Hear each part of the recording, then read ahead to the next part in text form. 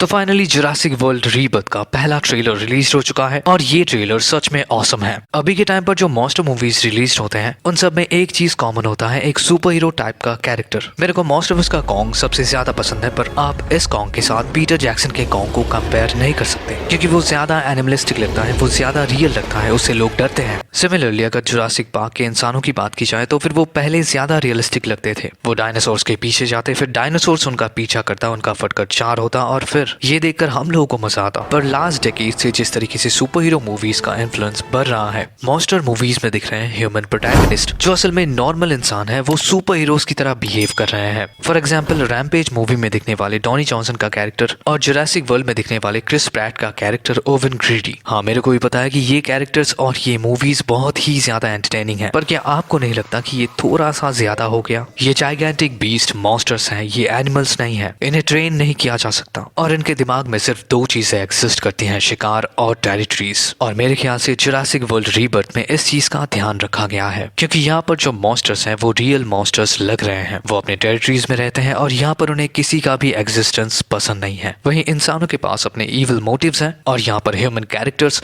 सच में कन्विंसिंग लग रहे हैं। ट्रेलर के एकदम शुरुआत में हम लोगों को दिखाया जाता है न्यूयॉर्क का ये म्यूजियम जहाँ पर शायद जुरासिक पार्क का एग्जीबिशन हुआ था और ये लोग अभी इस पूरे स्ट्रक्चर को डिसमेंटल कर रहे हैं। इस हॉल के बीच में जो स्केलेटन है वो एक टी-रेक्स का है और शायद ये ओरिजिनल जुरासिक पार्क से रेक्सी का है। ट्रेलर के एकदम स्टार्टिंग में हम लोगों को रूपर फ्रेंड का character Martin Krebs, Jonathan Bailey के कैरेक्टर डॉक्टर हेनरी लुमिस को स्कारलेट जोहानसन के कैरेक्टर जोरा बेनेट से मिलवाता है। स्कारलेट जोहानसन इस फिल्म में एक highly trained covert operation expert का कैरेक्टर प्ले कर रही है और प्रोबेबली यही है इस फिल्म की मेन प्रोटैगनिस्ट। इनका मिशन होता है एक रिमोट आइलैंड जहाँ पर सिर्फ डायनासोर्स एग्जिस्ट करते हैं, वहाँ पर 3 जाइगेंटिक डायनासोर से डीएनए सैंपल्स को कलेक्ट करना ताकि ये किसी खतरनाक बीमारी का क्योर ढूंढ सके। नेक्स्ट शॉट में हम लोगों को दिखाया जाता है कि ये लोग एक जाइगेंटिक ग्रास फील्ड में है और यहीं पर इन्हें देखने मिलता है ये जाइगेंटिक बीहीमथ टाइटैनोसोरस। ऑनेस्टली मेरे को पुराने डायनासोर्स मूवीज ज्यादा अच्छे लगते हैं, पर फिर भी इनका सीजीआई लेवल बहुत बेहतरीन है। ये पूरा का पूरा नीट एंड क्लीन लगता है। ये फिल्म रिलीज होने में अभी भी 6 महीना बाकी है, पर इनका डिटेलिंग, कलर्स, टेक्सचर्स मतलब ग्राफिक्स का काम कंप्लीट लग रहा है। नेक्स्ट शॉट में हम लोग को इस आइलैंड का एटमॉस्फेरिक व्यू दिखाया जाता है जो फॉग से कवर्ड है। मतलब ये एटमॉस्फेयर ही डरावना है, यहाँ के लोगों को आने वाले थ्रेट का पता ही नहीं चलेगा। नेक्स्ट शॉट में हम लोग को दिखाया जाता है कि जोरा बेनेट का टीम कोस्टारिका में है। वो एक ऐसे आदमी के खोज में है जो इन्हें उस आइलैंड के अंदर ले जाएगा और उस आइलैंड से बाहर निकालेगा। मतलब उन्हें चाहिए एक कप्तान और यहाँ पर वो कैरेक्टर है अपना blade marshal Ali AKA Duncan Kincaid, जो माहिर है चीजों को और लोगों को ऐसी जगह से लाने और ले जाने में जहाँ पर उन्हें होना नहीं चाहिए। स्कारलेट जोहानसन के बगल में एक मेगालोडॉन का जॉ है जिसे हम लोग इस बिहाइंड द सीन फुटेज में देख सकते हैं और इसका मतलब है कि जो जीव या फिर मॉन्स्टर्स हमारे दुनिया से एक्सटिंक्ट हो चुके हैं वो इस यूनिवर्स में अभी भी एग्जिस्ट करते हैं। नेक्स्ट शॉट में हम लोगों को इस आइलैंड का एक इनसाइड व्यू दिखाया जाता है। फर्स्ट टाइम मेरे को ये ट्रेन लाइंस लग रहे थे, पर यहाँ पर असल में टेरिटरीज को सेट किया गया है। मतलब ये मॉन्स्टर इस इलाके में रहेगा और ये असल में फेंसेस हैं जिसके अंदर बहुत सारे माइनिंग इक्विपमेंट्स हैं। नेक्स्ट शॉट में हम लोगों को दिखाया जाता है कुछ सोल्जर्स अपने वेपन्स को तैयार कर रहे हैं क्योंकि ऑब्वियसली वो जहाँ पर जा रहे हैं वो दुनिया का सबसे खतरनाक इलाका है। फिर हम लोगों को इस आइलैंड का एक प्रॉपर व्यू मिलता है, पर ये इसला सोनर नहीं है। इसला सोनर ओरिजिनल जुरासिक पार्क का वो आइलैंड है जहाँ पर इंसान अपने रिसर्च फैसिलिटीज को सेटअप करते हैं, पर यहाँ पर दिखाया जाता है कि इंसानों ने तो इस आइलैंड पर अपने रिसर्च फैसिलिटीज को सेट किया था। मतलब ये एक दूसरा आइलैंड है जहाँ पर ह्यूमंस इन डायनासोर्स के डीएनए से इलीगल एक्टिविटीज किया करते थे और इसका कंफर्मेशन हम लोगों को मिलता है इस रैप्टर से। अगर गौर से देखा जाए तो इसमें 2 सर हैं जो इन रैप्टर्स के लिए बहुत ही अनकॉमन है। आफ्टर ऑल इन डायनासोर्स को तो बनाया गया है, ये हजारों सालों से एग्जिस्ट भी नहीं करते थे। मतलब इन्हें इस आइलैंड पर जानबूझकर ऐसा बनाया गया है और ये आइलैंड नॉर्मल डायनासोर्स का आइलैंड नहीं है। नेक्स्ट शॉट में डॉक्टर लूमस एक एम्ब्रियो को देखते हैं जो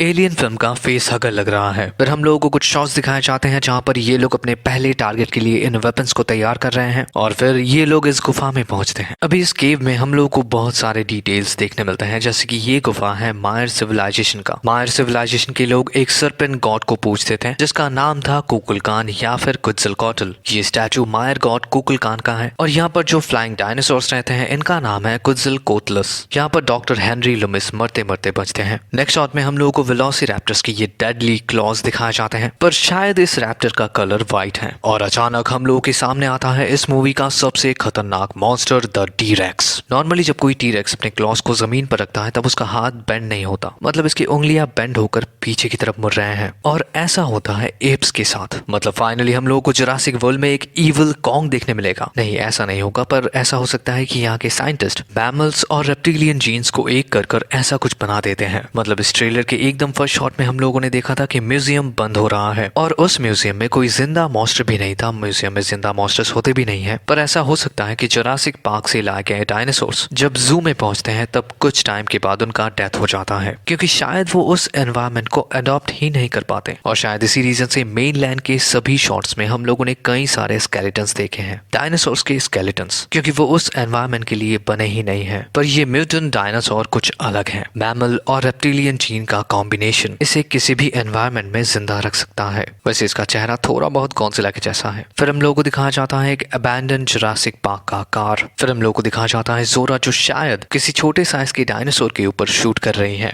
फिर हम लोगों को दिखाया जाता है डिलोफिसोरस का ये शॉट। जुरासिक पार्क के हिस्ट्री में इस खतरनाक बीस्ट का ये तीसरा अपीयरेंस है और ये फर्स्ट टाइम हम लोगों को दिन में दिख रहा है। वैसे इस लड़की के ड्रेस को देखकर लग रहा है कि ये यहाँ पर घूमने के लिए आई है और इसके साथ और भी मेंबर्स हैं। इस सीन से पहले शायद ये पानी के अंदर थी, जहाँ से डर कर ये यहाँ पर पहुंची है। और फिर इस फिल्म का रियल प्रोटैगनिस्ट टीरेक्स का ये शॉट, जहाँ पर वो अपने शिकार के पीछे हैं। ये लोग शायद यहाँ पर घूमने के लिए आए हैं। प्रॉबेबली इन लोगों को लग रहा होगा कि यहाँ पर कुछ नहीं है, लेकिन फिर इन्हें मिलता है यमराज। और फिर हम लोग को दिखाया जाता है टीरेक्स का ये क्लोजअप शॉट। इस साइंटिस्ट ने मास्क पहन कर रखा है, मतलब ऐसा हो सकता है कि वो टीरेक्स को सुलाना चाहता है, ऑब्वियसली उसके डीएनए को कलेक्ट करने के लिए, या फिर उसे ऑलरेडी पॉल्यूशन में रखा गया है ताकि वो मेन लैंड के पॉल्यूशन को झेल सके। पर यहाँ पर वो चालाकी करता है, वो शायद खुद को मरा हुआ प्रेज्यूम करवाता है और जब ये साइंटिस्ट अंदर घुसता है तब वो फंस जाता है। इस शॉट में हम लोगों को 3 स्पाइनोसोरस देखने मिलता है जो अपने शिकार का पीछा कर रहे हैं और जब ये शिप के ऊपर अटैक कर देते हैं तब इनके बचे कुचे उम्मीद को डिस्ट्रॉय करने के लिए यहाँ पर अपीयर होता है मोसासोरस और एकदम आखिर में अपीयर होता है इस फिल्म का टाइटल कार्ड, जुरासिक वर्ल्ड